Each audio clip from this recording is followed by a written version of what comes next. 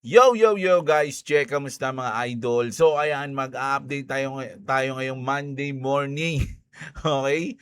So grabe. So kita nyo naman mga lods, ang ganda ng epekto mga idol nang nangyari sa birthday ni Daddy ngayon. Mga lods, no? So medyo nag-uptrend ang ating market dahil meron tayong malupit na good news ngayon. So abangan nyo yan. Mga lods, matindi ang mga balita natin ngayon. Okay? So, pero bago ang lahat, syempre alam nyo na palambing naman po mga idol, sana palike ng ating video. At syempre, sa mga gusto ng ganitong content, everyday news, trending news, global news, crypto news, subscribe na kayo sa ating channel mga idol. Click nyo yung notification bell para lagi kayong updated. Okay, so eto na. Mag-i-start na tayo mga idol. No? So eto na nga mga lods, nag-announce na ang White House. No? Wala talagang kwenta yung mga technical analysis pag biglang nag-a-announce si Daddy. Kita nyo naman. The deal with Islamic Republic of Iran is now complete. Congratulations to all. Sabi rito ng White House, no? The deal with the Islamic Republican of Iran is now complete. Congratulations to all. I hereby fully authorize the toll-free opening of the Strait of Hormuz. And simultaneously herewith, authorize the immediate removal of the United States naval blockade. Ships of the world, start your engine. Let the oil flow. So parang uuwi na sila. Alis na yung mga naval blockade dyan sa may Strait of Hormuz. Mga idol, isa yun sa kondisyon. Okay, so medyo nagkaroon tayo ng malupit na pag-uptrend mga idol, no? So kung titignan niyo yung ating Bitcoin, mga lodi, nag-up tayo, bumalik tayo sa 60. 65. 65 mga loads, no? Mga tayo, imagine, no? From nag-struggle tayo dito, halos 63.6. Tapos nag-uptrend tayo ng konti ng almost 64.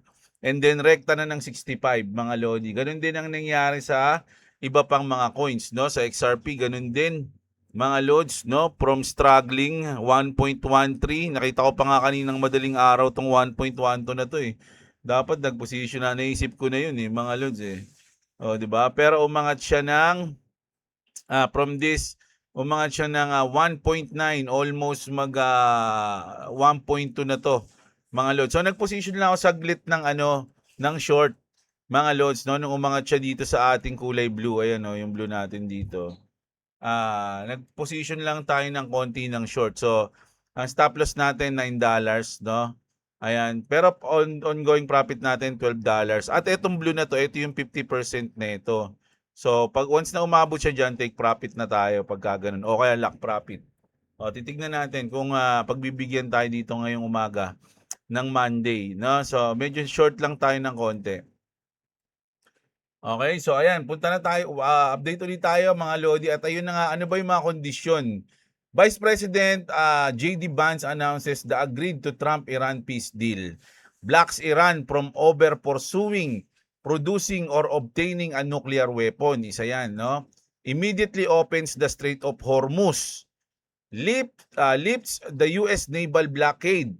Opens up huge investment for the region. Trump is a legend. So ayun yung mga isa sa mga napag-usapan. So syempre, pero ang mga lodi, magkakapirmahan pa to hindi pa kumbaga na sumang-ayon lang yung Iran, nagkasundo sila na okay ito na yung napagkasunduan natin. Pipirmahan natin to sa Friday. Friday yung pirmahan nito mga lodi sa Switzerland ba? Sa Switzerland. At ang namagitan sa kanila is yung Pakistan. So sa Friday pa ang pirmahan nito mga lodi, okay? So pero syempre, yung iba naman, wala na yung pirmahan yun. Formality na lang yun eh. Kasi nagkasundo naman na sila. Pwedeng ganun, mga lods. Pero syempre, iba pa rin kapag nagkapirmahan kayo sa papel. So sa Friday yun mangyayari mga lodi after ng FOMC. After ng FOMC. Sana hindi na maudlot mga lodi at mapirmahan na. No?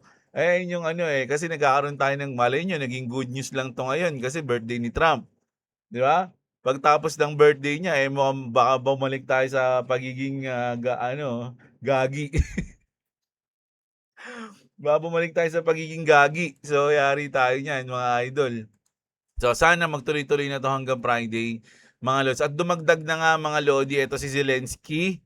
Sabi ngayon ni President Volodymyr Zelensky, After Iran deal, sabi niya, now Ukraine peace is in play. Yung Ukraine at Russia to, mga lods, ha. Zelensky just revealed he had a great phone call with Trump on his 80th birthday. So, tunawagan daw siya ni Trump. They talk peace to end the war. Meeting being set. Trump is unbelievable. So, hindi lang pala Iran at Israel at US ang pwedeng mahinto, no? Pwede ring huminto na yung Ukraine and Russia, mga idol, no? Medyo matagal na yung bakbakan Ukraine and Russia na yan at sa tingin ko panahon na para magsitigil kayo mga sutoy kayo at marami nang namatay diyan.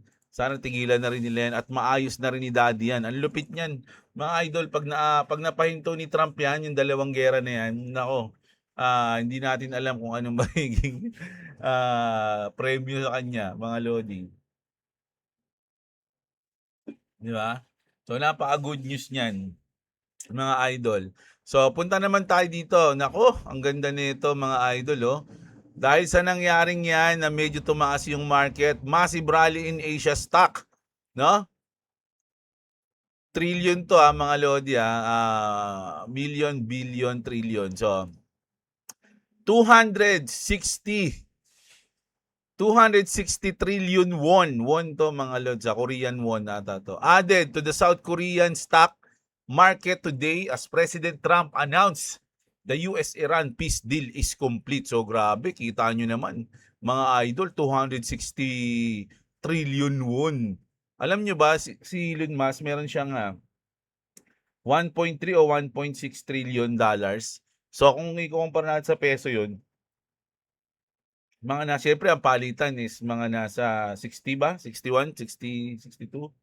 O di mga nasa 65, sabihin na natin basta mga nasa 60 something, no? 60 trillion pesos. Grabe yun. Napakadaming pera nun, mga loads, no? At nanonood ako kanina ng balita, hindi ko na sabihin kung saan. Tawan-tawa ako na nabubwisit ako, mga idol, no? Kasi siyempre, iniintindi nila, si Elon Musk pala, ganyan, trilyonaryo na, no? Pwede na siyang, parang na siyang gods, gumagano'n pa. Sabi ko, tayo ito mga to. Siyempre, tas may mga comment pa yung mga anchor na, siyempre, ang gusto niya, siya lang yung trilyonaryo. Gusto niya, siya, ayun yung parang pinaka-trophy niya, siya lang yung trilyonaryo sa buong mundo. Iniisip ko, gusto ba talaga ni Elon Musk yun? O ikaw lang nag-iisip na gusto niya yun? Sigurado ka bang gusto niya yun? Ang kulit ng mga Pinoy talaga, mga idol. Yung pagiging toxic na tao, dahil na pinapasa nila sa iba, mga lodi, dahil siguro kung ganun sila, ganun yung ugali nila. No? Yun yung, kumbaga, yung ugali, yung mga gagawin nila kung nandun sila sa posisyon na yun, ganun yung gusto nilang gawin nung taong mismong nasa posisyon na yun. Ganun sila kasutoy. Yan ang mga Pilipino talaga. Tsaka sinasabi ko nga, mga idol, yung trillion na yon hindi hawak ni paper money yon ni Elon Musk, mga lods. Kumbaga, ganun kalaki yung kumpanya. Halimbawa, magkano ang yung kumpanya, parang ganun, no? Ang value ng kumpanya ko nasa ganito, 600 billion, tapos yung isa naman 300 billion, tapos yung isa naman 200 billion. So, pag pinagsama-sama mo yung value ng kumpanya ko, aabot ng 1 trillion. 'Di ba? Parang ganun 'yon, mga lodi, no? Kumbaga, hindi siya yung buong pera na 1 trillion hawak ni Elon Musk. Wala siyang hawak na ganun. 'Di ba, in-announce niya nga, pinost niya nga nung nakaraan, nasa billion lang yung cash niya sa bangko o yung pwede niyang hawakan na pera. Nasa 600 lang ata yun, million nga lang yun, eh. O, 'di ba? Ito lang yung hawak kong pera. Parang may ganun siyang post. Nakalimutan ko na, medyo matagal na yun, isang buwan na, mahigit yun ata, eh. Yung post na yun, no? Tapos, mga lodi, ang diskarte ng mga ganyan para hindi sila sa tax, nangungutang lang sila. 'Di ba? Ang leverage nila diyan yung company nila. Halimbawa, mangungutang ako sa inyo ng 100 million. No, syempre papautangin mo ako, ikaw yung bangko. 'Di ba? Kung ako yung bangko, papautangin kita kasi si Elon Musk may SpaceX ka, ito yung leverage ko, ganito ganyan, no. Ngayon si Elon Musk, yung inutang sa'yo, ayun yung gagastusin niya. Walang tax yun kasi utang yun, eh. Yung inutang niya, yun yung yun yung gagastusin niya. So, hindi siya matataksan sa part na yun kasi ang ginagastos niya, utang. Gets nyo? Hindi niya pera. So, once Once na naubos niya, babayaran niya na lang, babayaran ka na yan. Hindi niya ginagastos yung sarili niyang pera kasi sa batas mga lodi, kapag yung profit mo ay yung matataksan. So hindi niya yung gagamitin, hindi niya gagamitin yung profit niya. Mangungutang na lang siya. Para ang gagawin niya, yung utang yung gagamitin niya para walang tax. Ganun umiiwas ang mga mayayaman sa sa mga tax mga idol. Nabanggit ko lang kasi trillion na yung pinag-usapan dito eh. Natawa lang ako dun sa mga anchor eh. At eto, natatandaan niyo ba 'to, mga lods 'no? Wait lang, baka bumalik sa ayun na, bumalik na sa natin. Basta 'pag tinamaan yung stop loss natin, abang lang ulit tayo mga idol. Medyo panalo naman na tayo kanina, eh. Titignan lang natin kung yung tatamaan yung stop loss natin. Saan na tayo? Nakita niyo ba 'tong news natin kahapon? Kahapon pa 'to, na merong, whale na position ng short sa oil. Mga idol, alam niyo kung magkano ang pinosisyon niya kahapon?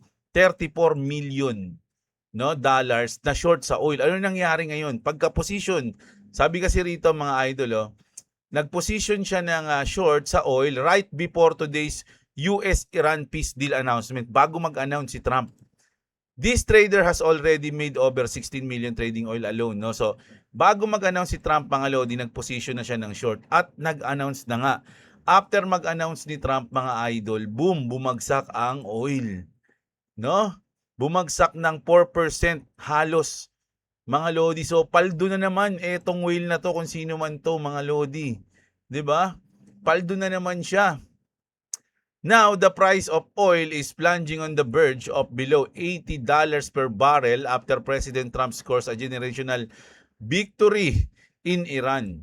Democrats are livid tonight. UFC at the White House plus 47 strike a peace deal, solidifying his position as a peace president, and it only gets better, mga idol, dahil merong whale o insider na pumaldo, mga lods, no, na sa pag-short ng oil. Grabe, no? Naniniwala ba kayo na insider 'yon? Kasi imagine bago mag-announce si Trump, mga lods, kita niyo naman, 'di ba?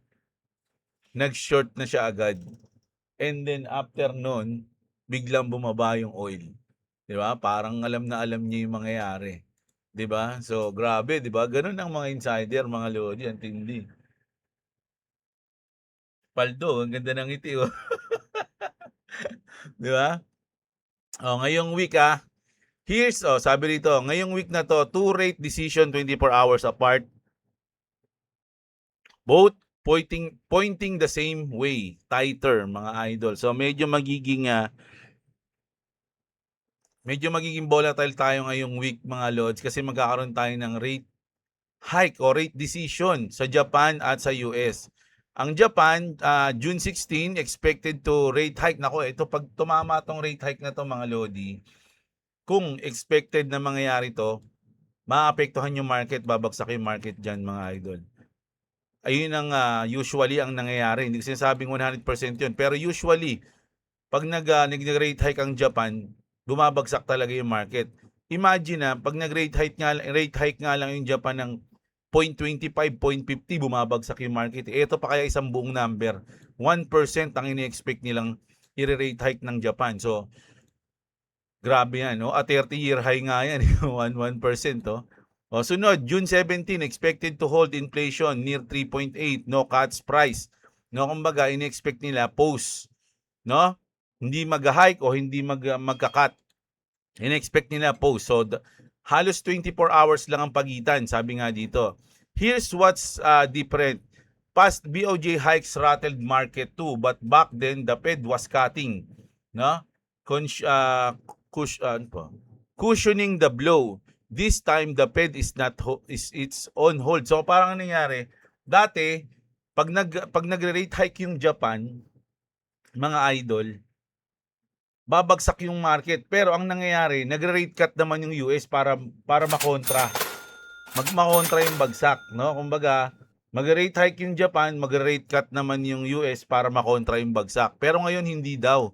Ang laki ng i-rate hike ng Japan ngayon, tapos mag-hold lang yung US.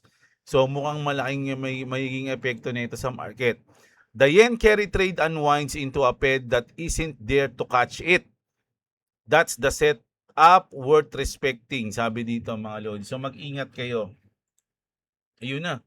Tinamaan na tayo. Narinig niyo ba? Chiching! Gumanon. Mag-aabang tayo ngayon.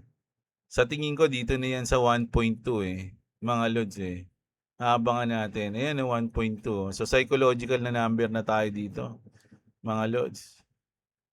Psychological number, waiting tayo. 80-80 lang naman tayo 80. 80-80. Sige.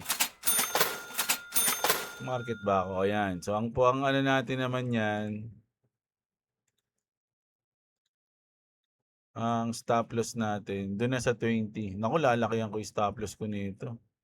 Dito na banda, no? Sa 1.2 na tayo.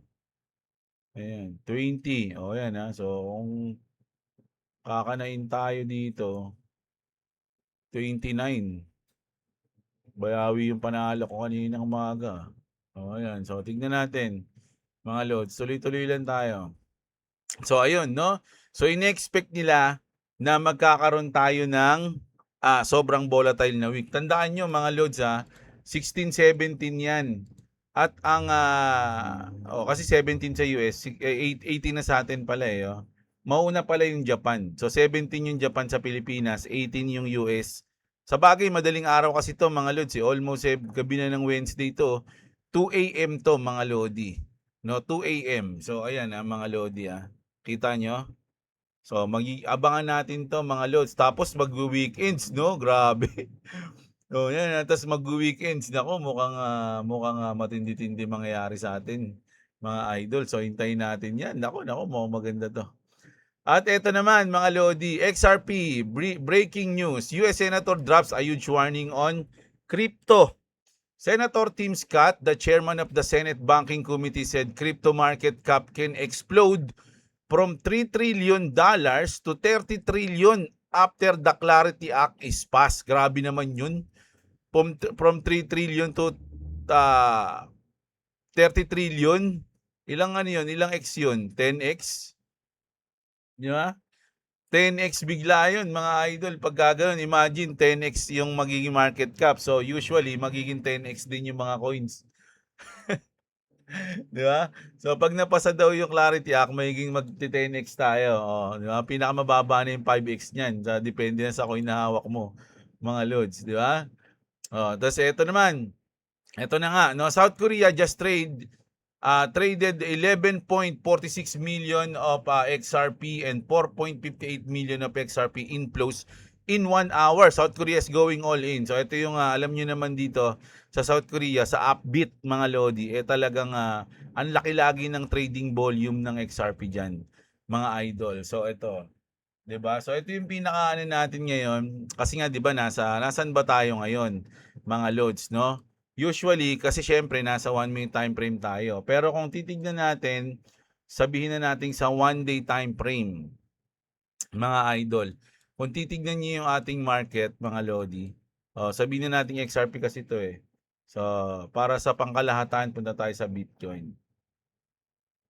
Nasa baba tayo, mga lods, no? Kumbaga, kung titignan natin yung chart, mga lodi,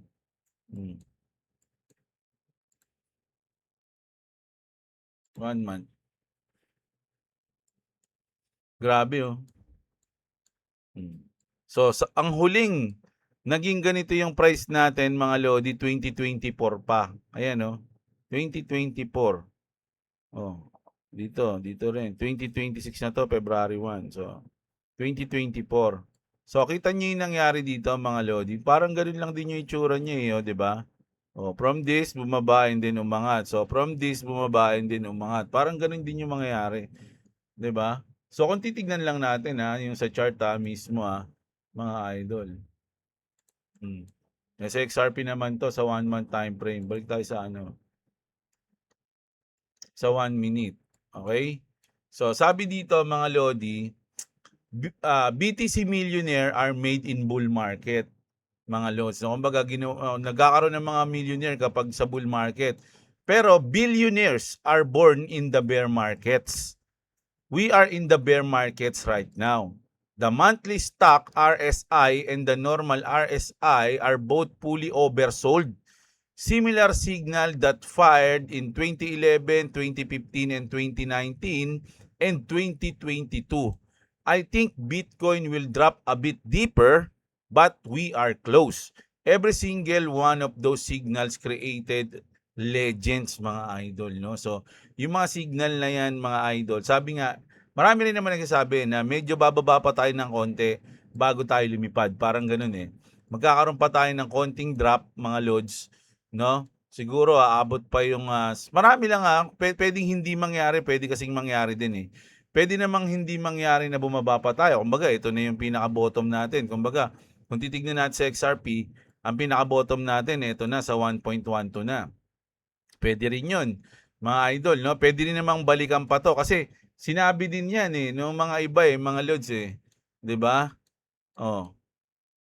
O pwede namang dito sa 1.1, 'di ba?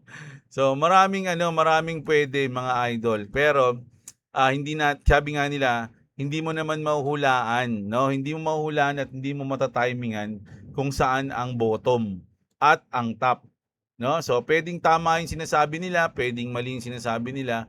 Pero kung titingnan kasi yung history, dun sila bumabase, mga idol, no? Na baka nga bumaba pa tayo o pwedeng nasa bottom na tayo ngayon. Kaya nasa inyo yung desisyon, mga lods, no? So kailangan yung magkaroon kayo ng tawag dito, strategy o plan, no? Para malampasan o kung ano man ang mangyari sa inyo, mga lods, eh dapat nandun tayo sa tamang plan o sa tamang strategy, okay? So ayan. Ayan ang news natin ngayon, mga idol, ngayong umaga. Pero so far good news tayo dahil at sana matuloy ito, mga lods, no? Imagine na sa Friday yung ano nito, yung pirmahan nito, pero yung FOMC natin, mga lodi, Huwebes. 'Di ba? Ang FOMC natin Huwebes, no? Thursday ng 2 AM, madaling araw, mga lodi. Tas ang pirmahan Friday, baka nga Saturday Huwebes din yun eh, o Friday. Hindi ko alam. Mga lods, advance kasi tayo eh. So baka mga Saturday na sa atin yun. 'Di ba? So hindi natin alam kung anong oras. Pero ayun nga, ngayong week, kung magiging volatile man tayo, sana handa kayong lahat, mga idol, at mag-ingat, no? So kapit lang, mga lods, sinasahan natin na magiging maganda yung takbo ngayong week ngayon kasi sabi nila makaka-recover daw ngayon, mga lods, kasi nga dahil dito sa balita ni Trump, no? So ayun. Kita-kits tayo, mga idol. Maraming salamat sa mga nanood, mga lods. Huwag niyo kalimutang i-like ang video natin. Subscribe sa mga hindi pa naka-subscribe. Check nyo lahat ng link dyan. Lalo na kung wala pa kayong crypto exchange, check nyo yung ating link dyan sa baba ng description. Maraming salamat sa mga nanood. Magandang araw sa inyo, mga kapatid. At what's up, mga idol?